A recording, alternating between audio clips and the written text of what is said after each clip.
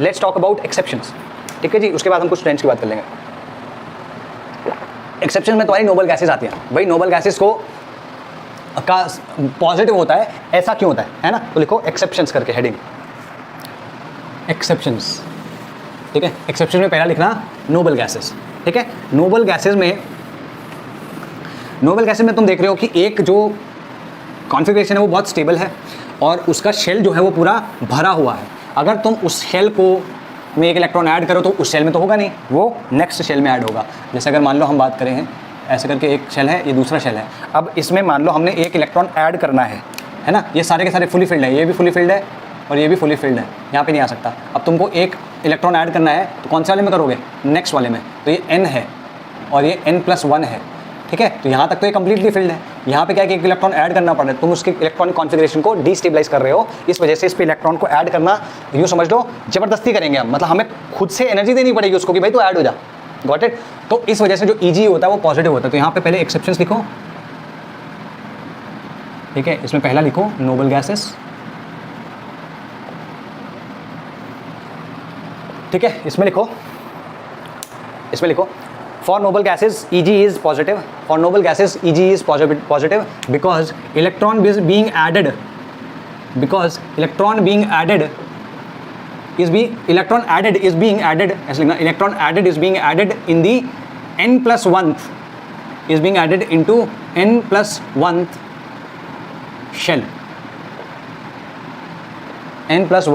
shell, ठीक है, which makes it unstable, ठीक है, which makes it unstable. Hence EGE is positive. ठीक है, क्योंकि ये एक्सेप्ट करना, यहाँ पे भी देखो, यहाँ पे भी देखो, दोनों चीज़ें इलेक्ट्रॉन का एक्सेप्ट करना बहुत मुश्किल होगा। जहाँ चीज़ मुश्किल होगी वहाँ शायद हमें एनर्जी देनी पड़े, तो यहाँ पे हमें एनर्जी देनी पड़ती है, got it. Second one is, जो दूसरा है वो है तुम्हारा ग्रुप 14, 15, 16, 17, ग्रुप 14, ग्रुप 15, ग्रुप 16 और ग्रुप 17। ये सारे जो एलिमेंट्स होते हैं इसमें तुम लिख लो कार्बन, सिलिकॉन,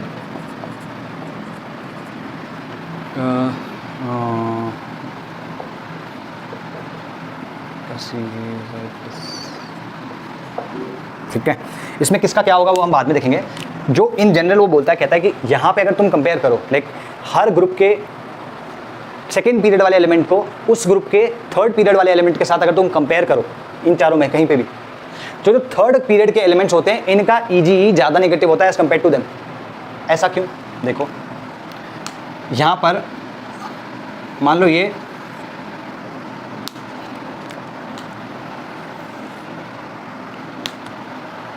तुम्हारा सेकेंड शेल हो गया, n=2 हो गया, ये n=3 है, क्लियर है? अच्छा, अगर मैं इस वाले पे इलेक्ट्रॉन ऐड करूं या इस वाले पे इलेक्ट्रॉन ऐड करूं, अगर मैं इस पे इलेक्ट्रॉन ऐड करता हूं तो ये न्यूक्लियस से ज़्यादा दूरी पे है। दोबारा बोल रहा हूँ, अगर मैं इस पे इलेक्ट्रॉन ऐड करता हूं तो ये न्यूक्लियस से ज़्यादा दूरी पे है, तो इसमें ज़्यादा दूरी पे, तो इसमें जो इलेक्ट्रॉन्स है यहाँ पे, ये इलेक्ट्रॉन रिपल्शन जो होगा वो कम होगा। Electron repulsion is low. किस केस में? इस केस में।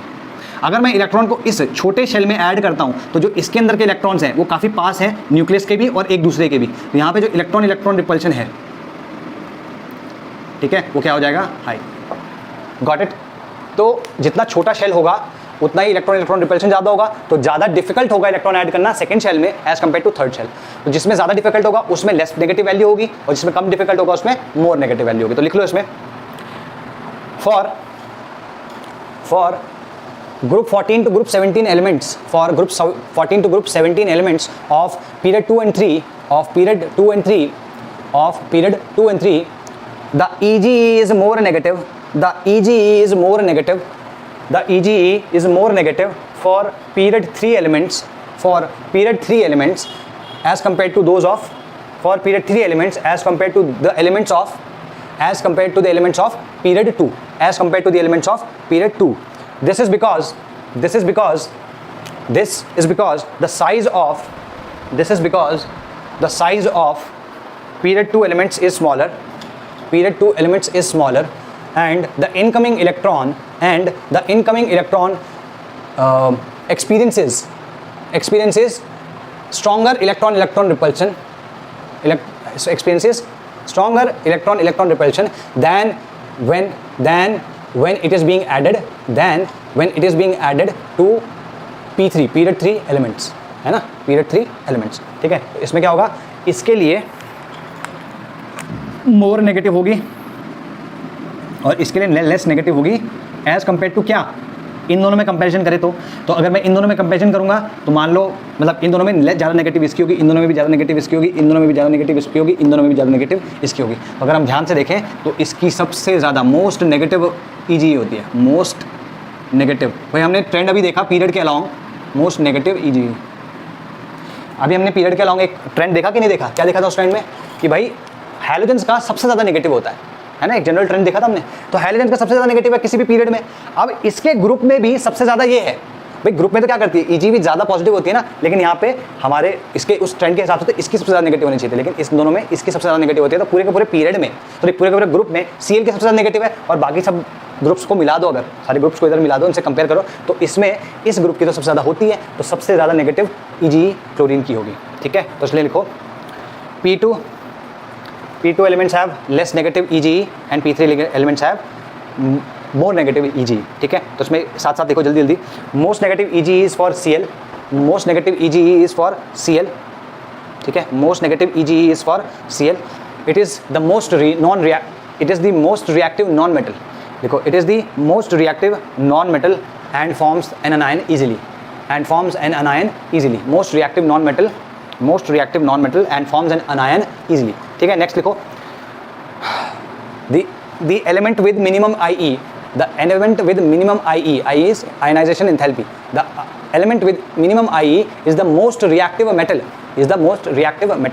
एग्जाम्पल क्या है cesium, ठीक है, cesium, it forms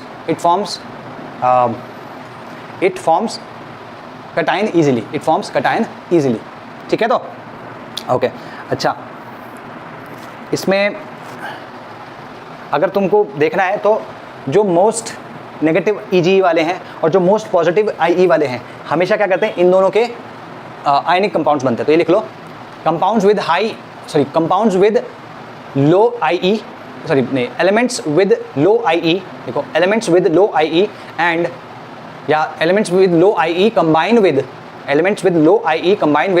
elements having more negative EG, elements with more negative EG to form ionic compounds. अगर तुम यहाँ पे CS की बात करो तो CS और Cl, तो CL जो कंपाउंड होगा वो one of the most ionic compounds है, ठीक है जी। ओके, इसमें लिखो जो मोस्ट नॉन रिएक्टिव होते हैं कौन से हुए, जिनकी सबसे ज़्यादा कम EG होती है। तो लिखो those elements with maximum IE and least negative EG।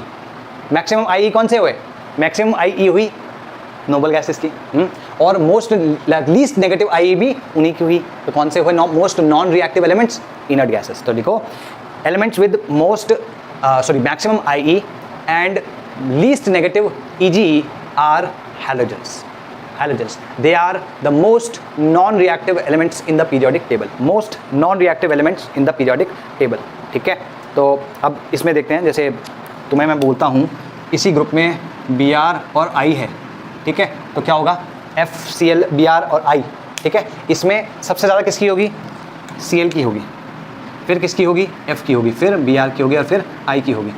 Clear होगी बात। अच्छा, अब हम बात करते हैं, ये तो ग्रुप 17 है ना, ये ग्रुप 16 मान लो, नॉट 18, ग्रुप 16 में तुम्हारा क्या हो गया, कहाँ गया, ओह शिट, मैंने यहाँ पे कर दिया, रुक जाओ, से थे, ठीक है। इसमें क्या होता है कि ऑक्सीजन की जो होती है वो सब में कम हो जाती है। यहाँ पे तो क्या था, Cl के बाद सीधे F आ गया, यहाँ पे क्या होगा, तुम्हारा सल्फर होगा, फिर Fe होगा, फिर Te होगा और फिर O होगा, ठीक है। तो इस तरीके से है। क्लियर होगी बात। ये दो ग्रुप की हमें हमेशा देखना है, तो इस तरीके से वेरी करेगा।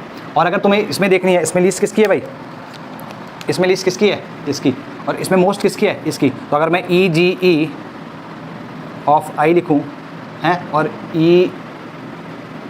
EGE ऑफ S लिखूं, तो इन दोनों में ये ज़्यादा, ये कम ज़्यादा नेगेटिव होगी, ठीक है। तो EGE of I is more negative than EGE of this, ठीक है। इस तरीके से लिखना है, गॉट इट। ये इंपॉर्टेंट है, EGE of I is more negative than that of EGS।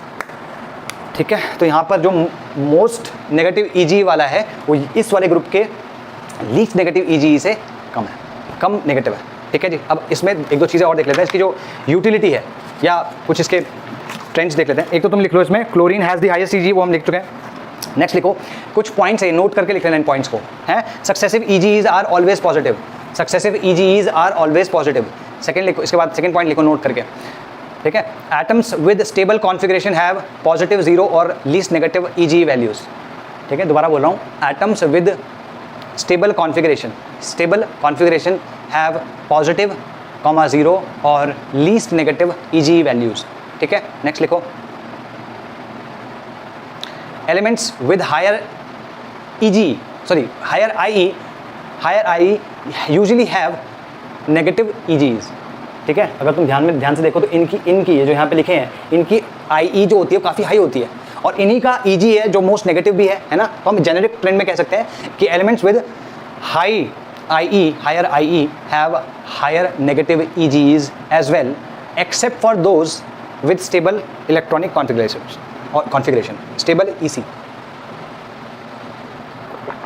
ठीक है, और ठीक ये हो गया। और एक लिख लेना कि सेकेंड ग्रुप एलिमेंट्स की जो होती है वो थर्ड ग्रुप एलिमेंट से कम नेगेटिव होती है, ध्यान रखना।